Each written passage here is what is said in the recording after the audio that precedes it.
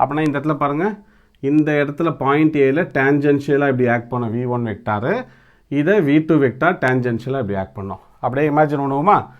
இதை நான் என்ன பண்ணுறேன், இங்கேயே வச்சுருக்கேன். இந்த டேர்மை இதோருக்கு பார்த்தீங்கன்னா இந்த v2வை நான் கொண்டு வந்து இந்த இடத்துல அப்படியே பேஸ்ட் பண்ணுறேன் பாருங்களேன். ஜஸ்ட் இமேஜின், நல்லா இமேஜின் பண்ணணும். இந்த இடத்துல நான் பேஸ்ட் பண்ணுறேன். பேஸ்ட் பண்ணும்போது இதுக்கான ரிசல்டன்ட் எப்படி ஆக்ட் பண்ண சொல்லுங்கள், டுவர்ட்ஸ் சென்டரில் ஆக்ட் பண்ணும், இப்படி ஆக்ட் பண்ணும்.